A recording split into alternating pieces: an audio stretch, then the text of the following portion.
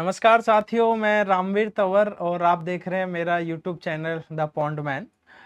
पहले तो आप सभी को विश्व पर्यावरण दिवस की बहुत बहुत शुभकामनाएं। हालांकि ये कोई एक सही समय नहीं है विश्व पर्यावरण दिवस की शुभकामनाएं देने के लिए, क्योंकि हमारे आसपास जो भी पर्यावरण के साथ हो रहा है वो बहुत अच्छा नहीं हो रहा है। जो भी आज घटनाएं घटित हो रही हैं वो भी बहुत अच्छी नहीं हो रही हैं कि इसमें कोई शुभकामनाएं वाली बात रह गई है। अभी जो हाल ही में सिनेरियो चल रहा है वो है हीट वेव का। वो है दिल्ली में किस तरह से टेम्परेचर 50 डिग्री से ज़्यादा पहुंच गया है। वो है किस तरह से बेंगलोर पूरा पानी के लिए तरस रहा है। वो है किस तरह से उत्तराखंड में पहाड़ दरक रहे हैं। ये बहुत सारे एग्जाम्पल्स हमारे आसपास हैं जो कि क्लाइमेट चेंज को, ग्लोबल वार्मिंग को और एक तरीके से पर्यावरण के नुकसान की जो भरपाई ना हो सकेगी उसको दर्शाता है। तो इसके लिए हम सभी चिंता कर रहे हैं, गवर्नमेंट भी चिंता ही कर रही है, हम भी चिंता कर रहे हैं। लेकिन हम जो चिंता करते हैं वो सिर्फ मोबाइल पे, लैपटॉप पे, रील्स में चिंता करते हैं। सच बताऊं तो उसको सॉल्व नहीं कर पाते हैं। हम सिर्फ चिंता करते हैं, उसके बारे में सॉल्यूशन बहुत ही कम लोग सोच पाते हैं। और इसका सॉल्यूशन ऐसा नहीं है कि उसके लिए आपको कोई विशेष डिग्री चाहिए, उसके लिए आपको अमेरिका ट्रेवल करना पड़ेगा। वो बहुत ही सॉल्यूशन है, आप अपने घर से कर सकते हैं, कमरे से कर सकते हैं, अपने खेत से कर सकते हैं, अपनी छत से कर सकते हैं। तो आज इसी वीडियो में हम विश्व पर्यावरण की दिवस की शुभकामनाएं देने के साथ साथ जो हमारे साथ इश्यूज घटित हो रहे हैं, जो घटनाएं हो रही हैं, उनका क्या समाधान है उस पर भी हम चर्चा करेंगे। तो सबसे पहले हम शुरुआत करते हैं किस तरह से दिल्ली में टेम्परेचर 50 डिग्री से ज्यादा पहुंचा है, जो कि शायद इतिहास में पहली बार ऐसा हुआ है। और ये इतने बड़े चिंता की विषय है कि हम शायद अगले 10-20 साल में अगर इसी तरह से टेम्परेचर बढ़ता रहा तो शायद हमें गर्मियों में गैस स्टोव की जरूरत ना पड़े, शायद हमें चूल्हे की जरूरत ना पड़े। हम छत पे जाके अपना खाना बना लेंगे, छत पे जाके हम चावल उबाल लेंगे, छत पे हम जाके चाय बना लेंगे, छत पे हम जाके कुछ भी, हम ऑमलेट भी बना सकते हैं। और कुछ लोग आजकल सोशल मीडिया पर आपने देखा होगा छत पे जाके वो ऑमलेट बना भी ले रहे हैं। ये एक मजाक की बात नहीं है। अगर आप इसको सीरियसली सोचेंगे तो दो तरह के लोग हमारी सोसाइटी में रहते हैं। एक जो आज भी एसी के सहारे गुजारा कर रहे हैं, जिनको आज भी नहीं पता कि सच में टेम्परेचर इतना ज्यादा हो गया है। और जब उनसे हम टेम्परेचर की बात भी करते हैं, मैं सेमिनार्स में जाता हूं और उनको बताता हूं कि टेम्परेचर से, हीट वेव से, हीट स्ट्रोक से इतनी सारी प्रॉब्लम लोगों को झेलनी पड़ रही है, तो ऐसे एक मतलब सोच में पड़ जाते हैं कि क्या सच में इतनी गर्मी है। क्योंकि कभी एसी से बाहर निकल के देखा नहीं, गाड़ी में एसी, घर में एसी, जहां पे जा रहे हैं वहां पे एसी, तो उनको कभी टेम्परेचर झेलना नहीं पड़ता। जबकि आप दूसरे लोगों को बारे में सोचिए, जिनको किराए के कमरे में रहना पड़ता है, जिनको खेत में काम करना पड़ता है, या हम जैसे लोग जिनको तालाबों पे काम करना पड़ता है।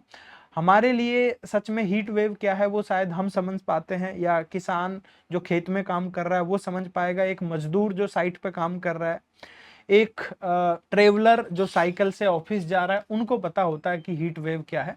और उसी का सारा ये रिजल्ट है कि किस तरह से हम जो है उतनी भीषण हीट स्ट्रोक। अभी आज ही मैं एक आर्टिकल पढ़ रहा था कि 50 से ज्यादा लोग पिछले 1 से 2 सप्ताह में अपनी जान दे चुके हैं, सिर्फ और सिर्फ हीट वेव की वजह से, जिसको हम अपनी शुद्ध देसी भाषा में लू भी कह देते हैं, कई बार हैजा भी कह देते हैं, बहुत सारी या फिर उसको बहुत सारे नाम दिए जाते हैं अलग अलग क्षेत्रों में।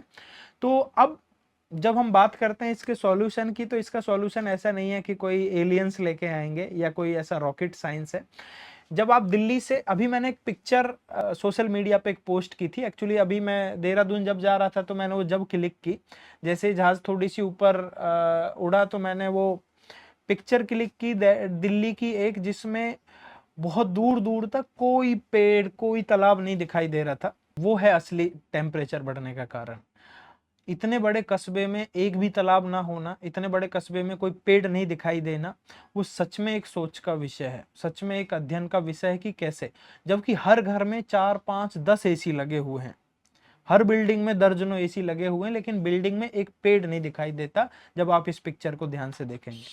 मैंने जब यही पिक्चर सोशल मीडिया पे भी अपलोड करी तो बहुत सारे लोगों ने चिंता व्यक्त की, लेकिन मुझे पता है वो सिर्फ चिंता ही व्यक्त करेंगे।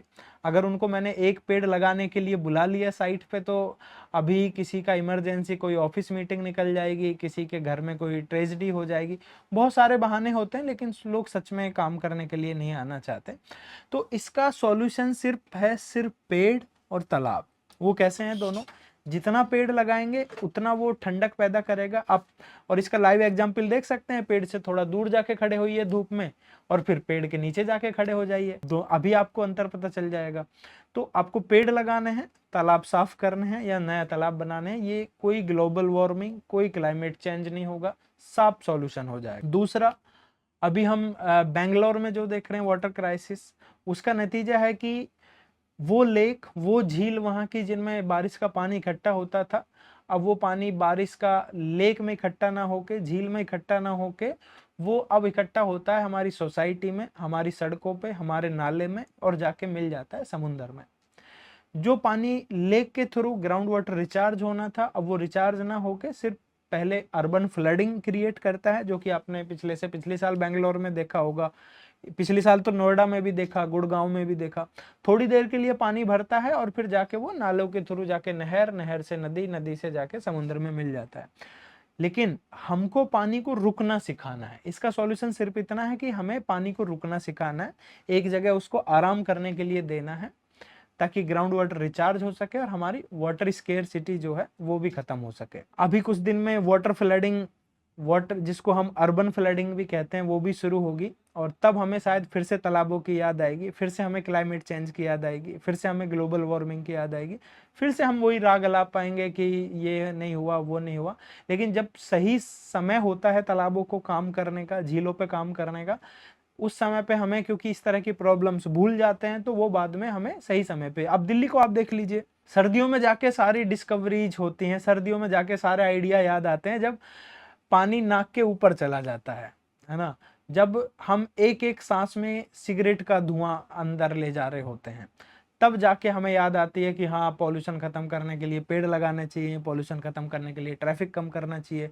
लेकिन अब जब हमारे पास समय है, तब शायद हम कुछ नहीं कर पाते हैं। तो ये मैं फिर से आप सभी को विश्व पर्यावरण के दिवस की शुभकामनाएं देता हूं, और उम्मीद करता हूं कि आप सभी लोग स्वस्थ रहें, ठीक रहें, और हीट वेव से बचे रहें, गर्मी से बचे रहें, और अपने परिवार को भी इससे बचाएं। Thank you so much.